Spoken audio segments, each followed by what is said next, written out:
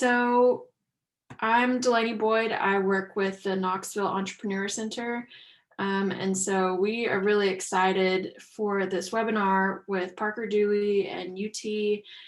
I think this is going to be a really great opportunity for students, but also for startups in this community. And, you know, I wish this was a thing when I was at UT. This sounds really, really cool. So, yeah, I'm excited to learn more about it and see how we can get students more involved with startups.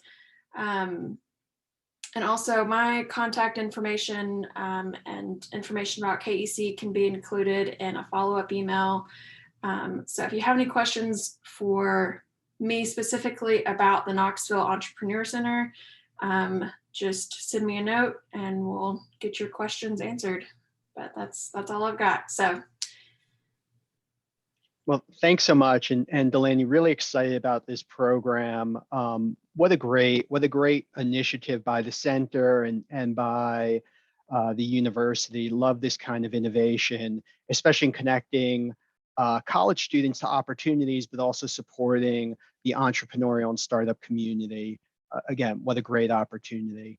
So I'm Jeffrey. I'm the founder of Parker Dewey. Really excited to be here. Started the organization about 6 years ago. Really to help both companies, students, and universities in a variety of different ways. So everything we're going to discuss today is not some newfangled thing that's a result of COVID. It's not something just for big companies. It's not something that requires a massive investment or a random idea. What we're going to talk about today is something that's been proven over the past 6 years to really help companies of all sizes. So if we were together live, I'd ask people by a show of hands, how many of you have heard of micro-internships? And as Delaney said, when all of us were in college, they didn't exist. And in fact, until 6 years ago, they didn't. But since we're not together, I'll assume no one has, and we'll just talk about what they are. So when we pioneered this micro-internship concept 6 years ago, we defined it very specifically. Micro-internships are short-term, paid, professional projects completed by college students or recent graduates on behalf of busy professionals. Now, just to unpack that a bit, these are not like summer internships where you're on the hook for 10 weeks and you're expected to take them out to lunch and do a whole bunch of mentoring and other support, but rather these are projects that would take a college student anywhere from 10 to 40 hours to complete. And again, there's no magic to that. It might be a project that would take you 7 hours or 5 hours or 45 hours. But again, think about them as defined projects with a defined beginning and a defined end. And we'll talk through some examples of those in a minute. So short term, they are paid and paid fairly.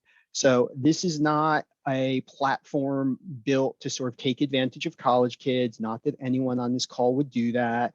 This is not about unpaid work, but every one of these micro internships is paid. You set the price for each project. It's a fixed fee. While everything, again, is fixed fee, a lot of organizations think about it on an hourly basis. So we normally pay our interns $18 an hour. I think this will take you about 10 hours. We'll pay $180.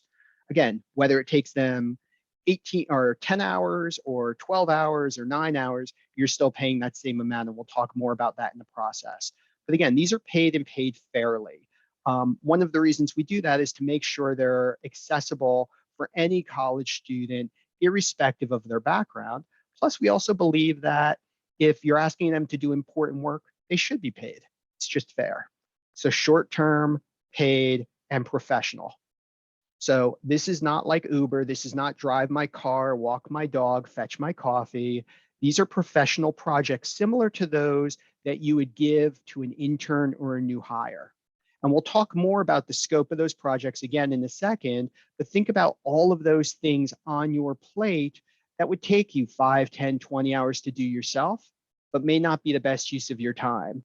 Or as an entrepreneur, again, having been an entrepreneur myself or being an entrepreneur myself, I know there's also a zillion things on my plate that I never have time for. There's just not enough hours in the day. Well, here's a way to get some of that on-demand support from highly motivated college students and recent graduates from University of Tennessee and beyond.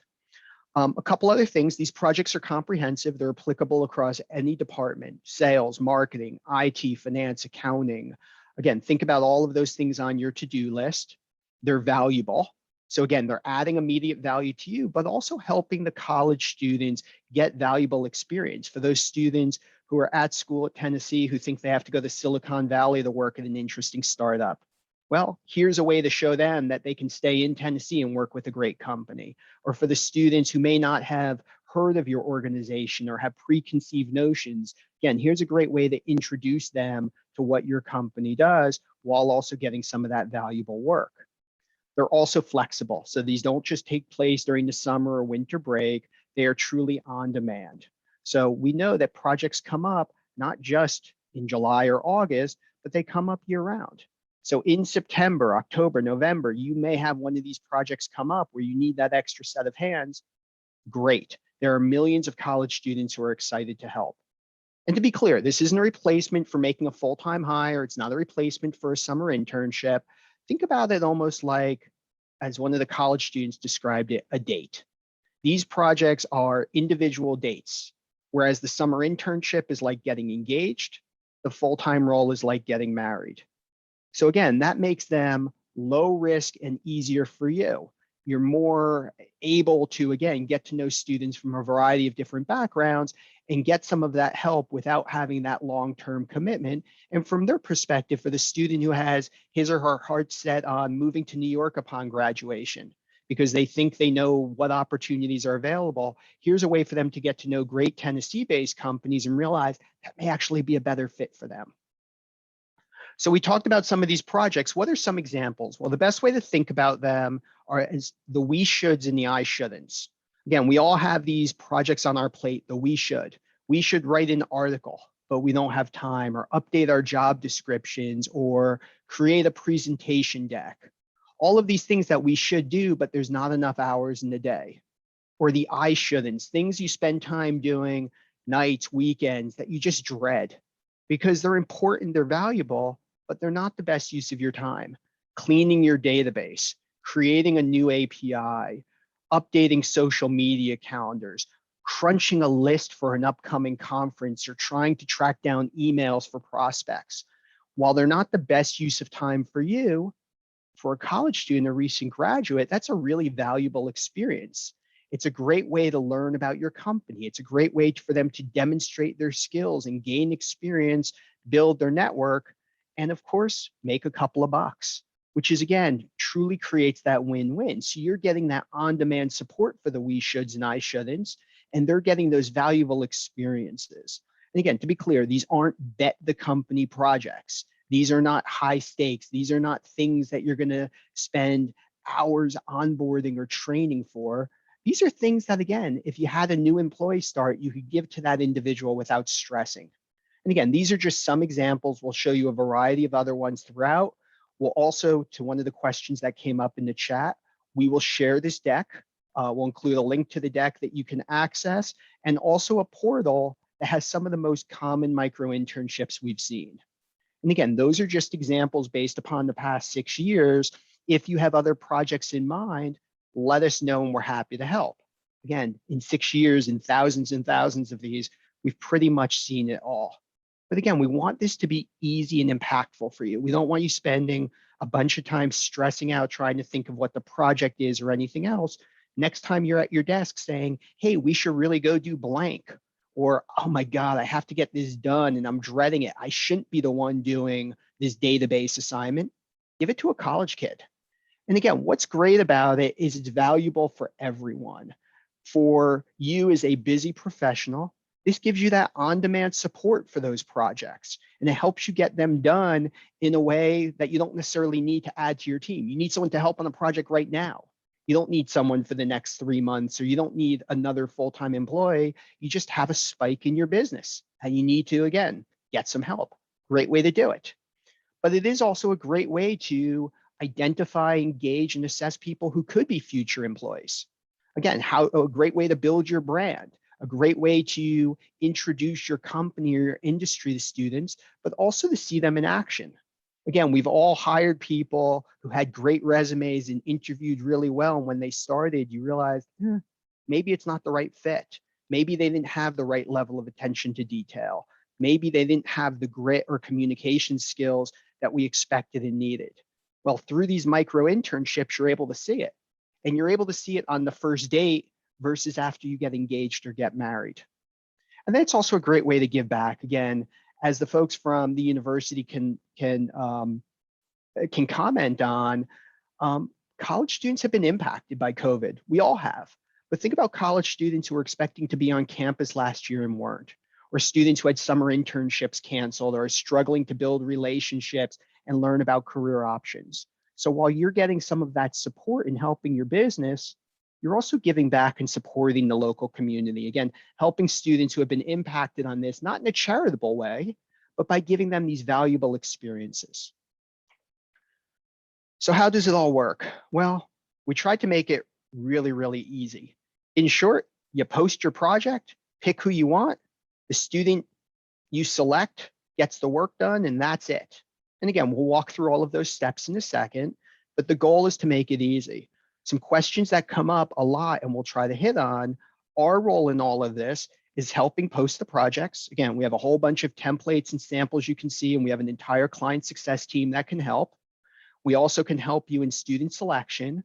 We're making sure the students know about your project and are applying, the ones who are interested. What's also really important, especially for the small businesses, is when the students are working on these micro internships, they're not your employees. They're not your contractors. You're not your freelancers. You're not W-2ing or 1099ing them. They're actually employees or contractors of Parker Dewey, which means that when you post a project and select a student, you pay Parker Dewey, and when the project's done, we pay the student. And we'll talk more about how that works, but it makes it really, really easy for you.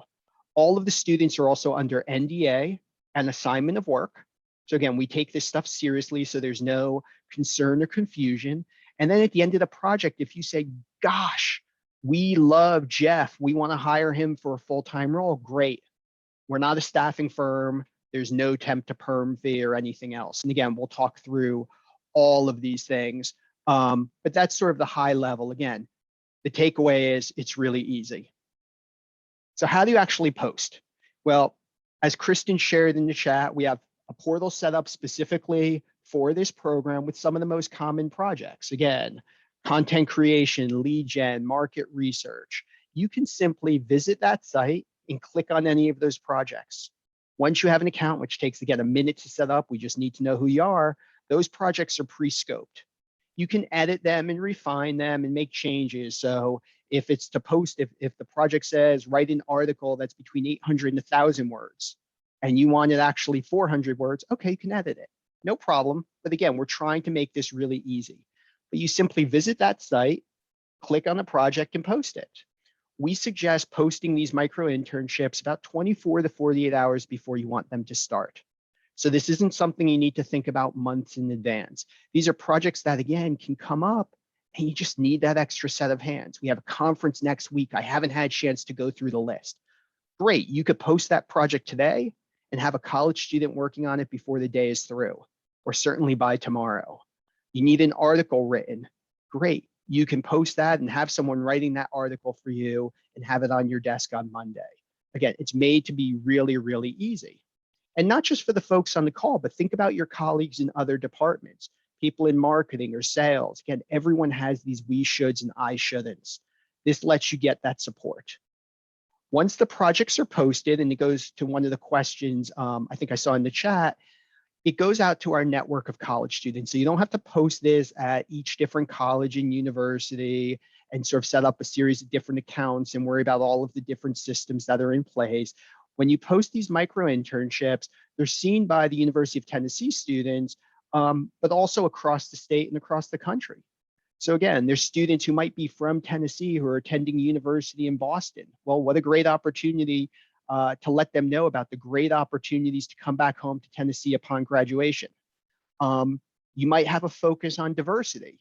Again, great opportunity to engage those students from majors you might not be recruiting from or underrepresented backgrounds. And again, if you let us know, we can also do very, very targeted work for you. So again, you said, gosh, we're really focused on engaging students from the University of Tennessee, when you post that project behind the scenes, we can make sure the University of Tennessee students are seeing it and are prioritized. So what the students see is the description of the project, the start date, the due date, about how many hours it will take, and the payment amount. As I mentioned before, Parker Dewey handles all of the payment. So when you post a project, you set a price. In the project you're seeing, when Wayne Enterprises, home of Bruce Wayne, posted this project, they posted it at $300. Parker Dewey takes 10% off the top. And by the way, that's only if the project is successfully completed. I'll talk more about that in a second. So the student sees it at 90%. So again, Wayne Enterprises posted at 300, student sees it at 270. When Wayne Enterprises selects a student, we invoice Wayne Enterprises for $300. When the project is done, we pay the student $270. That's it. No other fees, no upfront sign-up fee, no cost to hire, no other transaction or transfer, anything else. And the only reason we charge that 10% is it covers the cost of having the student on our books. Again, handling the 1099 and payroll and all of that other stuff. Anyway, so the student sees the project.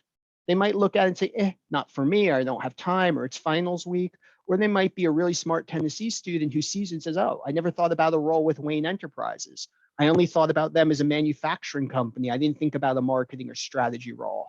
Or maybe I never heard of it. It's an emerging startup. Great, what an awesome opportunity. This is interesting. The students then apply. What that means is you're not filtering through a resume book of thousands of applicants. You're not combing through LinkedIn, trying to guess who's going to be interested in your organization. You only see those students who apply. You can click through and see additional details about the student, their resume, their LinkedIn, and anything else they include. But most importantly, you'll see answers to short answer questions. Every project has at least one. Why should we pick you? Now, you can ask a second, third, fourth question, whatever you want. How would you approach this? Why does this interest you? Give me an example of blank. You can ask any of those things. And what we found is those short answer questions tell you more about a candidate than a resume. Again, Legend has some really thoughtful answers, some great insights. And by the way, it takes less time for me to read than flipping through Legend's resume, and it tells me more. Versus the student that may have a perfect resume that goes to a fancy Ivy League school that writes, having graduated from Harvard, I have some free time, or I have great attention to detail and it's all spelled wrong. Again, what we found is the structure of these short answer questions is such that you can really get so many more insights about the student. Again, minimizing the chance that you're going to bring someone in who doesn't have that attention to detail or the problem solving. What it also does is it puts some skin in the game for the students so they're not just click, click, click applying to everything. We want the students to have, again, some skin in the game. That way, the 5 or 10 students you see who apply are ones who are truly excited, and you can quickly and easily make that decision. Once you select a student, the work gets done. Really, really easy. You select Legend, you'll get his email, he'll get yours, you'll get some other quick onboarding stuff, which is really just best practices. But you can say, let's hop on a quick Zoom call, or I'm going to send you an email with this spreadsheet I need you to complete. Or can you send me an outline of your first draft? I want to take a look, and I'll have you write. Again, whatever's easiest for you. You don't need to use our system for it. If you're a company that's great with email, use email. If you like using Slack, use Slack. If you want to just hop on the phone, you're like me, great, just schedule a phone call. Again, we want this to be easy for you. So you engage however you want. The Parker Dewey team is here behind the scenes. We have an entire client success team, as I mentioned, that makes sure the project goes great. If there's any hiccups, any challenges, any questions, we're here. I saw a question come up in the chat about the success rate. What we found is over 98% of the micro-internships exceed the expectations, meaning the students outperform, which is great. We love seeing that. And again, the reason is they're excited to do these projects. They're excited to learn about your organization and showcase their skills. And in the 2% that don't go well, they tend to either go off the rails very, very quickly. So immediately after start, at which point you can just select someone else or we'll just refund you the money. Or we've had cases where a company says, yes, I picked that student from Harvard and I was overly impressed with his resume, but then he started and realized his attention to detail wasn't there. Maybe I shouldn't have picked based upon his resume and should have read the question that was riddled with typos. Again, we see those things, but again, north of 98% success rate, which we're really proud of. And again, we have a ton of resources available to make sure everyone has a great experience. A couple of FAQs, and again, I'll hit on these. I hit on some of them already. I'll go through them. I think they address some of the questions in the chat, and we'll share this afterwards, so no need to take notes. You define the project. Again, you can use our templates either as is or as a starting point. You can define something from scratch, but you define what you need and when you need it. You set the price for each project. It's a fixed fee. There's no back and forth bidding or negotiation. We don't want you stressing out about, do I take the high cost bidder or the low cost, or even setting the hours. Again, we don't want you saying, hey, I'm only going to pay you for 10 hours and you're invoicing me for 15. That doesn't seem fair. It should have only taken you 10. Again, we don't want any of that friction or any of that difficulty. We want this to be simple. We want it to be easy. Now, we do, through the client success team, have some tools behind the scenes to make sure everything's fair. So if we see a project posted where the scope seems materially different than what the price is, we'll follow up with you. Or if we see a project posted where you said, I think this is going to take 20 hours and I'm going to pay you $50. Again, you get a big notification when you post that, because saying, hey, that looks a little low, that you're going to pay $5 an hour or whatever the math is. You'll get that notification. If you still choose to post, we will follow up with you and let you know that that does not seem like a fair price, and we'll make suggestions for you. This is not a take advantage of students platform. And I want to be very, very clear. Again, not that anyone on this call has that intention, but if this is about, I want to pay $2 an hour, we don't pay our interns or won't pay our interns, we're just not the right place for you. And just, again, 100% transparency. We have created this to truly be fair and equitable. Now, a lot of organizations find it is very cost effective. Again, getting a college student to help on a piece of content that would take them 10 hours and you pay 150 or $200, that's still a really, really good return on the investment for everyone. But again, if you're looking for free labor, we're not the place. The students are not your employees or contractors or interns. You have no formal relationship with them. So think about it like a consulting firm, where you're retaining Parker Dewey to provide the consulting services, and the student is a consultant who works for Parker Dewey. Again, trying to make this really, really easy. You select the micro intern you want. So if you're a Tennessee Knoxville alum and you have a preference to give back to a Tennessee Knoxville student, awesome. Select that Tennessee Knoxville. Or if you said, we never recruited there before, but gosh, we want to build our relationship, great, 100% up to you. And then all of the students are under NDA and legal assignment. Again, everything you have is treated highly confidential. And what we've seen is real sustainable impact. Now, we've worked with thousands of companies over the past 6 years. A whole bunch of them are companies none of us on the phone probably would have heard of, smaller companies, less well-known. We include some big ones on this slide just because we have heard of them. We could have just as easily replaced it with small businesses. But what I love is this is real sustainable impact for organizations of every size. Again, Microsoft used this and actually created a new role for a first-gen student, a role that didn't exist. And the student did such an amazing job, they realized they actually had the need. M. Holland used this to identify an international STEM student. Again, M. Holland, maybe none of us have heard of. It's a plastics company in Illinois. And they talked about the fact that college students had never heard of them before. Well, here's a way to build that relationship. Pepsi actually had an interesting challenge because every college student knows Pepsi, but they know about it as a soft drink company. They know about it as the soda. They don't think about a marketing role or a strategy role or a tech role. Well, Pepsi used this to build those relationships. And again, to let students know that, hey, you should be thinking about Pepsi for these other types of roles, and there's great opportunities. And again, truly love that. One of the other things I love, and actually the Microsoft example is a great one, as a startup, we always think about who's the next hire going to be?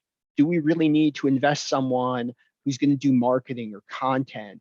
Does it make sense to invest in an additional salesperson? Again, those are the things emerging companies go through.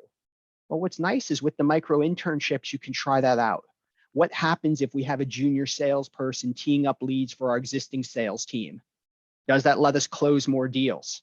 Does that let our existing sales team spend more time on the phone and less time on the computer searching for leads? Is there an ROI? And we've actually seen companies using this to realize that, hey, maybe we should hire more junior salespeople. There's an immediate ROI from it. Again, another great opportunity. So what now? Well, think about the we shoulds and I shouldn'ts that you have on your own plate or the plates of others on your team, and post a project.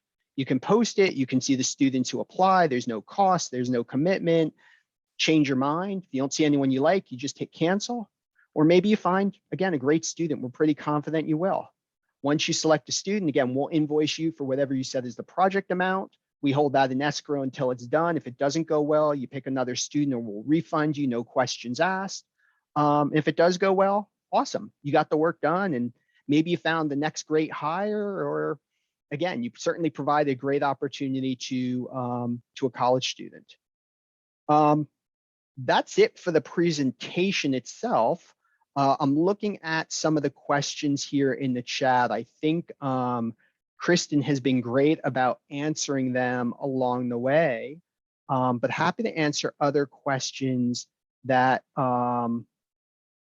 that folks have. And Kristen, I don't know if you want to hop on and let me know if there's ones I should head on. I think one question that came up that I think is worth making sure everybody hears the answer is how companies give feedback to students. And then the other one is just around measuring success from both the company's perspective, but also from the students. Yeah, great questions. And sorry, I skipped over those things. First of all, after each project is done, the company, the client, has the opportunity to fill out a very, very quick feedback form. It takes under a minute, where you can rate the student on 6 criteria. It's things like communication, attention to detail, presentation, etc. And you rate the students not like Uber, where it's 1 to 5 stars, where everyone either gets 1 or 5, but they're actually rated on a scale where it's as expected for an intern or new hire, below expectations for an intern or new hire, above expectations, or executed like an industry veteran. And again, it takes a minute to fill out, and then you have the opportunity to provide sort of free text in there. That feedback goes to the student. So there's no published rating of the student. We don't, again, back to how we're creating an equitable platform, we don't want students who have been on the platform longer that have an unfair advantage. But we also don't want you as an employer to rely on a certain star rating of a student if the project is materially different. So maybe Jeff did a whole bunch of projects in content creation and your project is for an Excel spreadsheet. We don't want you relying on that. So we do provide the feedback to the students so they can learn from it and use it. We do provide it to their university. That way they can understand how their students are performing and if there's opportunities, again, to continue to support the students and the employers. But again, there's no public rating. We do keep track of all of it. So if we see a student who has been having issues, our team will follow up. Fortunately, in 6 years, it's happened less than a handful of times. Again, the students are inherently motivated. To the second question about success rate, I alluded to the projects themselves. We've seen north of 98% success rate, meaning the students exceed expectations. Some of the other metrics we keep track of is 96% of the students who complete micro-internships are professionally employed upon graduation. Now, I am insanely stressed out about that other 4%. But when we look at the data across all of the schools and all recent college grads, actually something like 46% are unemployed upon graduation. So we feel really good about it. We know this leads to better hiring outcomes for the students and better professional opportunities for them. And again, when we say professionally employed, we're not talking as a barista or flipping burgers, nothing against those jobs, but we're talking, again, truly professional roles that require a degree and are aligned with their academic background. What we also have found is over 98% of the students, when they accept a full-time job, stay at the same company at least, I think it's 18 or 24 months, which is pretty amazing when you think about the fact that 55% of all recent college grads leave their first job in the first year. So not only do we see better outcomes for the students, it's better outcomes for the companies. One other question that came up is the conversion rate of micro interns to either summer interns or full-time roles at that company? The answer is it really depends, because we see so many different use cases. So I, Jeffrey at Parker Dewey, might be posting my own micro internship just because I need some help. And there's not a full-time role at the end of the rainbow. And measuring sort of the conversion rate based upon that isn't really appropriate. And what's great is the students still getting a great experience in building their resume. And we've actually asked the students if they're okay with that. If Jeffrey is using it exclusively just to get some extra help, and the feedback from the students is yes, I'm still getting the experience. I'm still building my resume. I'm still making a couple of bucks. And in fact, some of the students even said, and maybe if I do a really, really good job, Jeffrey will hire me for a full-time role and create a new role for me. And I sort of, first time I heard that, I sort of laughed to myself and said, oh, gotta love the optimism of college students. But the reality is we see it happen time and time and time again. Again, back to my example before with Microsoft or the startup, we don't think we need someone in marketing. Oh my goodness, we hired a marketing person for a micro internship and it led to 100 new leads. Maybe we do. Maybe we should hire Jeff for a full-time role or an internship. So that's one example. Another is we have companies using it very much at the top of the funnel, like an audition. So again, there's a company in particular I'm thinking of where they are planning on hiring 5 new sales professionals for the team. So what they did was offered 15 micro internships with the idea of let's have 15 students do it. Not all 15 are going to be amazing. Maybe of the 15, maybe 14 are great or 13 are great, or maybe they all do a good job, but some percentage of them, we realize they're not the right fit for us because of whatever, or they realize we're not the right fit for them, and that's okay. So of the 15, maybe we'll plan on interviewing 12, and of the 12, we'll make offers to 10 and assume a 50% conversion rate to hire the 5. So we see a lot of those use cases as well. And again, it really depends on what your organization wants to do. Kathy, I see your comment about great opportunity for students and employers. Really, really appreciate that. It truly is a win-win. The contractors can receive this type of feedback. We have spent so much time working with legal counsel on all of the laws around contractors and what can and cannot be done. And we are very, very belts and suspenders on those things. So the type of feedback that's provided is not the type that would be provided to an employee. The same way the type of guidance is not the type that would be provided to an employee. So we're asking you research and draft an article on XYZ. I'm not telling you as the client how to do it. I'm not holding your hand. I'm not sort of treating you like an employee. So we are very, very, very sensitive to those things, and we monitor it very closely.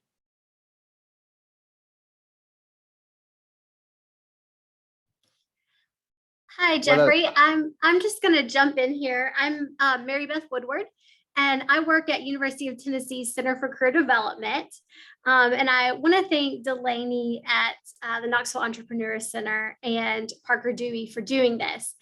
And just I wanted to kind of wrap up with a couple of things that I wanted to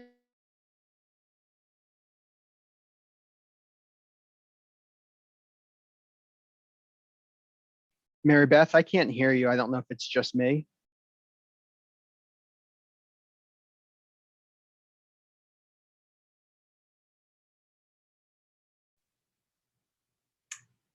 Looks like we lost Mary Beth for a second. Oh, so you can hear me, but you can't hear Mary Beth. I'm so sorry. They should have done it the other way. No one wants to listen to me. We'll see if she comes back in a second. Looks like she's dialing back in. So excited to hear her comments. And again, while we're waiting for her, they've just, the university has been just such an incredible partner. And to be clear, again, this doesn't replace any of the work you're doing with the universities, doesn't replace posting your full-time roles. on, I can't remember which system the university uses, whether it's Handshake or Simplicity, still continue to do that. Doesn't replace going to the career fairs or any of the other things. For those organizations that are working closely with the University of Tennessee, think about this as a complement. Here's a way to amplify all of the existing efforts you're doing. And if you're not doing any of those things, if you're not sort of looking for the full-time role, or you're not in a position that you can be on campus for whatever reason, here's another great way to engage the students and provide those opportunities while also supporting your business. I know we're at the bottom of the hour and we lost the folks. Kristen, anything else I should cover while we're waiting to see if she comes back? I think one question that just came up in the chat, maybe a little bit early on, and so folks may have missed it, is just how if you want to post a custom project and need some help doing that, how you can go about doing that. If you fill out, and again, you can see on this Tennessee page, there's a contact us up at the top. If you fill out that form, you can post a custom project. You can, or I should say, if you fill out that form, it will email the client success team and we will follow up to help you post a custom project, or you can just do it yourself. Again, you can see on that form, there's one that says post a custom project. It's like 5 questions. Tell us the name of the project, the description. So what do you want done? When do you need it? Set a price. What questions do you want to ask? That's it. Takes under a minute. Well, under 3 minutes. But again, if you fill out the form in the upper right, our client success team will follow up with you within an hour and find out what questions they have for you about the project, and we'll get it all set up for you. We're happy to do it. And then again, just to reiterate, I saw the question in the chat. If you hire Kristen as your micro intern, again, hire in quotes because they're not your employee. If Kristen is your micro intern and does an amazing job, and you decide you want to offer her a summer internship or full-time role or apprenticeship or anything else, go ahead. There is no other cost or fee. There's no gotcha, there's no catch. We want this to create opportunities for companies and college students alike, and we don't ever want to get in the way of that. We don't want you ever saying, oh, Kristen was great, but we have to pay staffing firm X $1,000. Let's look at someone else. Or Kristen was great. We were going to hire her for this role and pay her $50,000, but because we owe a staffing firm money, we're only going to pay her $40,000.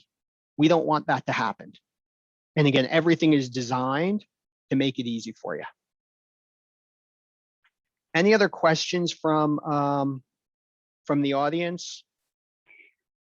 I'll just jump in with an update from University of Tennessee's campus. Sounds like internet went down, so that's the hiccup that Mary Beth is experiencing. So we've been given the green light to wrap up our time, but again, just want to really stress, first of all, definitely we will be sending out the links to all these resources, the slides, recording, etc.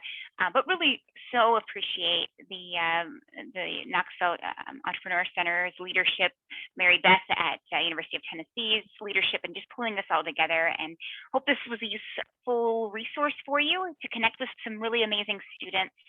And we just are excited to bring these opportunities to the Knoxville community.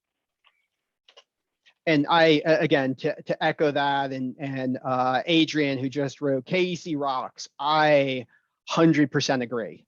I mean, we've been doing this for 6 years, and it's this type of collaboration between schools like the University of Tennessee, like the KEC, and those types of community organizations, and the business community that are they're incredible.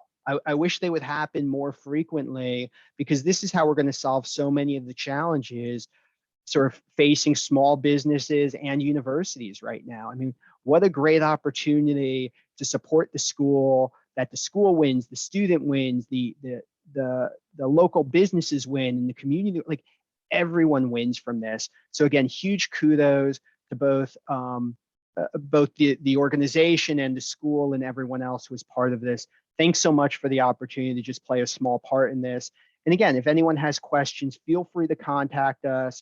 I know we'll be sending the slides and the link around, but again, don't be bashful, as it's probably abundantly apparent. we take this very seriously, but we're also informal and we're passionate about this. So any questions along the way, please let us know. And I want to thank you again for hosting this. It's been super informative, and I look forward to kind of putting our own projects up there from KEC. So just thank you, everybody, for attending. And I'll put my email in the chat here. So if you have any questions about KEC, feel free to send them my way. Yeah. Oh, I just saw one more question, and sorry, I thought we were done.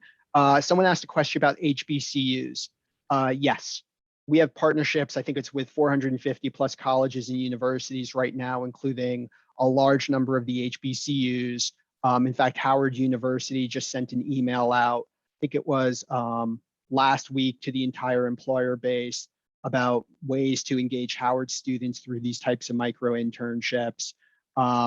We also, and again, another way to think about it is some of the affiliations. So for instance, we have a partnership with the UNCF and the Dell Scholars, which go beyond the HBCUs. Again, think about all of the students at University of Tennessee who are from underrepresented populations who might be getting missed.